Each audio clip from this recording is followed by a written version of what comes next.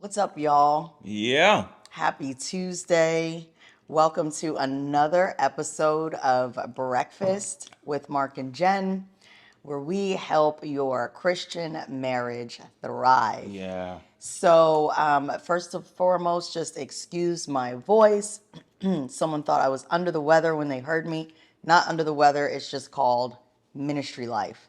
So, Sunday was a full day of ministry, morning and evening, and it just took a hmm little bit of a toll, but I am fine. All right. What are we jumping into today? We're talking about blending families, and we're Yeah. not talking about, in this particular episode, blending families where a couple is getting married Right. and each person already has children, but we're talking about blending of families just from marriage in general. Yeah. Because we recently heard a clip of someone who said that, listen, what they teach their children is that the wife isn't marrying into the husband's family, the husband's not marrying the wife's family, they're marrying each other and making their own family. And they tell their children that because they want their children to have healthy boundaries. They want their children to know that it's up to them how they're going to raise their kids, where they're going to live, what Yeah. church they're going to attend, all of those things. And we don't, for the most part, disagree. If only that were true for everyone. Yeah. If only So, every parent said that. yeah. So those children have a great mom and dad, Right. actually. But the person who was making these statements said that he has seen that a lot of divorces unfortunately occur simply because parents and in-laws don't give their adult children the space they need to build their own family. Yeah. So we're going to tackle that just for a little bit because boundaries are key. But first of all, Mark, you said you don't necessarily agree with his initial terminology about the wife's not marrying the husband's family and the Right. husband's not marrying the wife's family. Yeah, I wouldn't have phrased it that way because he's doing a great job of explaining to them that they're marrying each other and they should have their separate lives to a degree. But the problem is that most families aren't set up that way and most parents don't say it that way to their children. Yeah. The reality is you are marrying that person's family to a degree Yeah. and it matters and it depends on the situation. Some families are right up under each other. Yeah. It makes me think about that sitcom Everybody Loves Raymond. Oh, that show is hilarious. Yeah. When I was growing up, man, we used to watch Everybody Loves Raymond all the time. His mama Yeah. lived literally next door. Right. And the front door was always open and she was always coming over. Yeah. And I pray for anybody that has that kind of We're neither one of us situation. are wired that way though. And Oh, you can't tell us that we don't love our families. We yeah, absolutely love our families. But yeah. neither one of us are wired to where we're like, please come live right next door. And maybe they're shocked if they come across this. Maybe they don't know that that's how we feel. But we're Listen, just not the let me be all up under you 24/7 type. no, no. Um, I'm not gonna be all up under you because I don't expect you to be all up under me. Exactly. All right? I want my At least we're space. fair. At least we don't say, I'm going to be at your house all the time, but you just can't come to mine. We're like, hey, Yes. how about we don't be at each other's house all the time? Yeah. And that's actually okay. That is okay. And the thing is that the reason why I don't totally agree with his terminology is because he's making it sound like you are marrying each other and your families Right. don't matter. Like you should think about the fact that you're marrying your spouse, but you're not marrying their family. Yeah. And I like to term it a little differently that you're marrying your spouse and you are marrying their family to Yeah. a degree Yeah. because you will have to interact with them. You will have to navigate the nuances of how they interact with their family. True. You may be marrying someone who still wants to go over their house every Sunday for Sunday dinner. Ooh, that reminds me. I had a coworker. Mark, who her husband was from a traditional, stereotypical, textbook, big Italian family. she was not from not only a big family, but she wasn't Italian. So she said in her family, the way she grew up, her household was a lot more insular, and it wasn't that they didn't interact with family at all, but they were just a lot more, the household did everything together. Right. But she said her husband's family was big Italian family and they did everything together. So she said her mother-in-law wanted them at the house every single Sunday after mass Right. for dinner. Then if Bobby has a soccer game, the entire family has to attend. Like she couldn't get just her and her husband that Bobby, and Bobby's not the name of the kid because I'm not revealing her identity. But Bobby fits. It works. She's like, sometimes I just want me and my husband to go to Bobby's Right. game. But her mother in law would be like, nope, I want the schedule because I'm Nona and my husband. Well, that's what Italian grandmothers often call themselves. She's like, we're going to be at every game. And so she said there was one time where she said to her husband, I actually really love your family. Yeah. But could you tell your mom that we're not available every single Sunday? Because some Sundays we may want to do something different. Only for her husband to go back to his mom and say, Mom, I'm not going to give her real name. Susie said we can't come over every Sunday Yep. because Susie doesn't want to be Yep. here every week. Yep. Because she said he was so much up under his mom Yep. and he knew his Italian mom was not going to like it. So he put it on his wife and says, Susie doesn't want to come over every week anymore, so we're not going to. And then she said it caused this big rift between her and her mother in law because her mother in law was like, oh, if it wasn't for you, I would see my son and grandson every Sunday. Yeah, and I think it's a big problem. In fact, I would dare say that mama's boys are a bigger problem than daddy's girls when it comes to marriage. Absolutely, That's true mama's because I'm boys. I'm a daddy's girl. Why? Because even if you're a daddy's girl, there are certain issues with that. But for the most part, a dad doesn't smother True. and hover in the True. same way. He may be paying for your stuff, right? He may be saying, "Hey, how can I buy you this, buy you that?" And you're like, "Daddy, I need this, Daddy." And but he's not gonna be smothering you in the same way that a mama will. Yeah, because men are just wired We're differently. So wired men different. don't nurture in the way that a woman nurtures. Yeah. And but what I also thought was wrong, Mark, was that if he knew, meaning the gentleman we just talked about, if he knew that it bothered his wife Susie, he should have covered her in that moment since it was his side and No, said, that's not what a Mom, mama's boy he does. should have said, Mom, I actually want to do things with my family sometimes on a Sunday after church. So we'll come over some Sundays, but not all. But he was like, Susie doesn't want to be here. I'm gonna I'm like, expose her. sir. Why? Because it's my mama. It's my mama. And And no they're actually one, not together, to be of honest. course not, because no one comes before my mama. And so while But I love but my his mom wife, has a husband, which is his dad. right, but it doesn't matter. If you're a mama's boy, then you're not even thinking about it rationally Yeah. that you should cover your wife instead of worrying about how your mom is going to feel.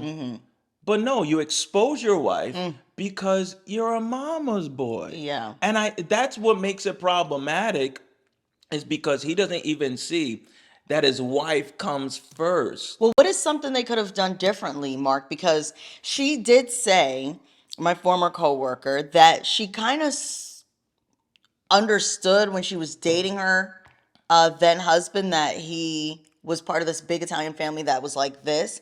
But she said for some reason she just felt like when we get married, he'll probably ease up a little. And I Yeah, think that might have been her mistake. that's her mistake because a mama's boy doesn't change Yeah. because you had a wedding day.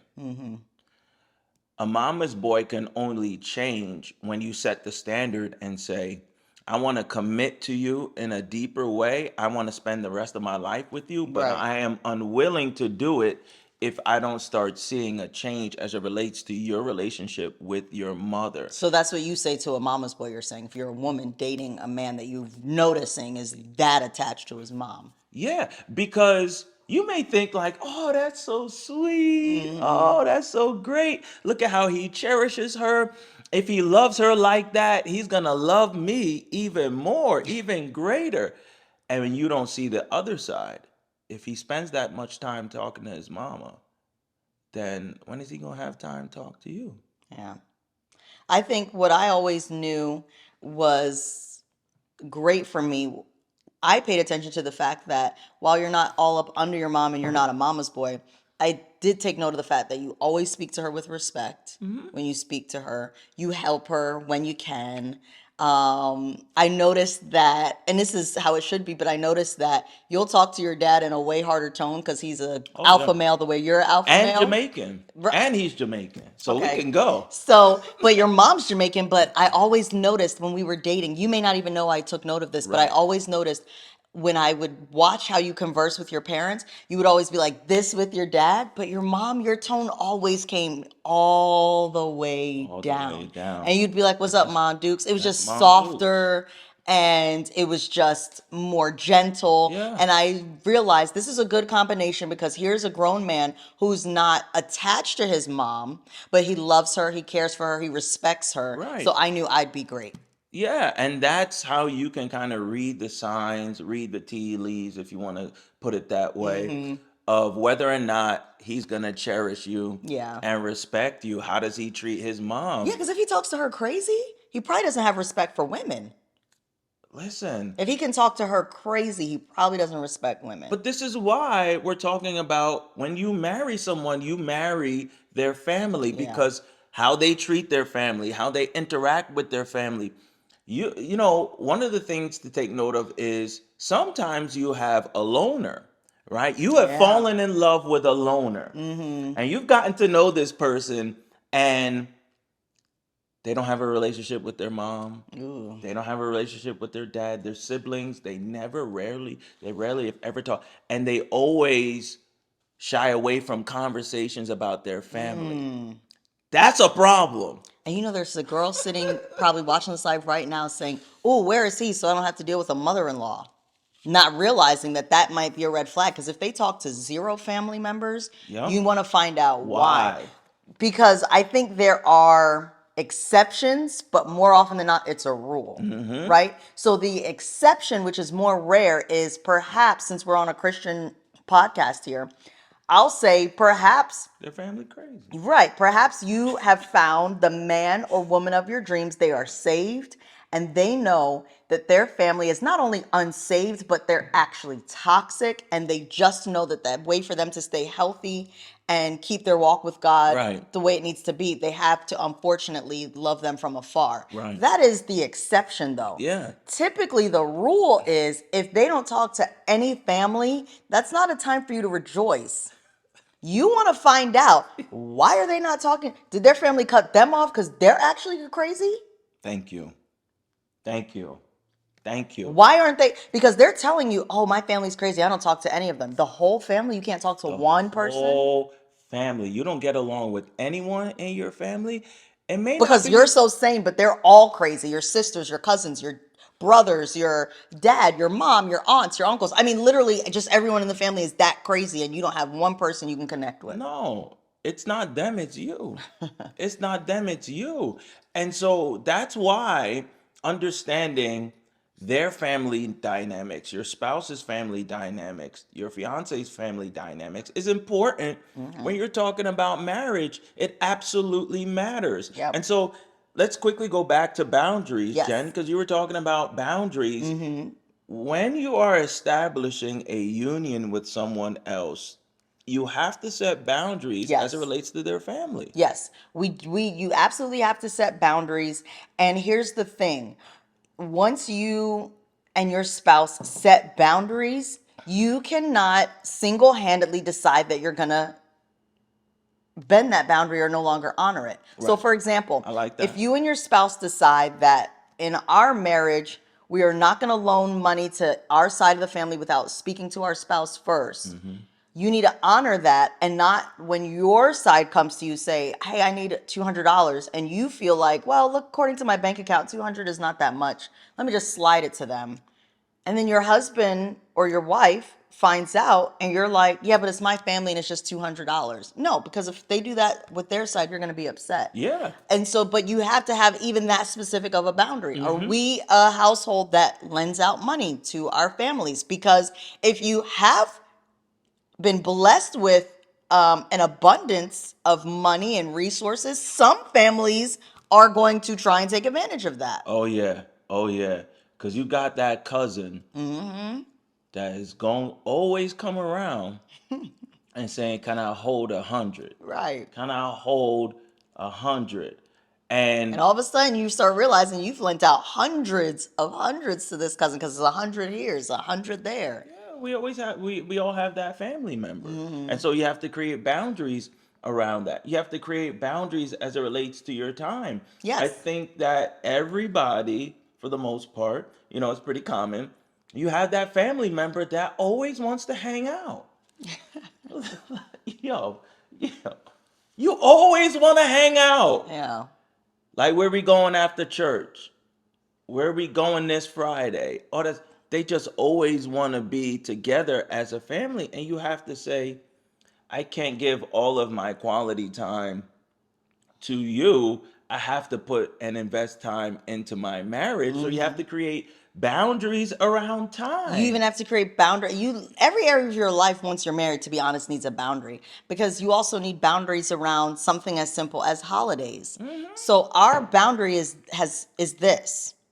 Once we had kids, if we travel or visit, it will only be for Thanksgiving. Right. And I say once we have kids because actually, when we first got married and didn't have any children, we would kind of do like Thanksgiving with your side, Christmas with mine, then we Yeah. would like switch it. Yeah. But once we had kids, we decided that our household was going to be the household where our kids don't have to spend the day going to Right. various houses. They get to wake up in their pajamas in their own house opening gifts, but it's also a boundary where we created that we don't receive guests for Christmas, Right. because even though our kids may not be leaving the home, it's just something that we want our households. Christmas is my favorite holiday. Mark doesn't mind that. And we decided, okay, that's going to be Right. the holiday where and if we're not home, it's going to be because the four of us decided to travel somewhere, but travel somewhere on our own. That's Exactly. just the boundary we've set. And we've never asked either side, are you okay with this? You know why? Because we're adults Because we're adults. And and it's our household. we're setting the boundaries for us, and people have to deal with that. Like, Yes. you don't have to bend your boundaries in Yes. order to accommodate somebody else's feelings. Correct. That's not how it works, and their feelings are going to be accommodated, and your marriage is going to be frustrating. Yes. If you're What's so worried about what Yeah. everybody else thinks you should do, why is it worth them being happy, but your own marriage is sour?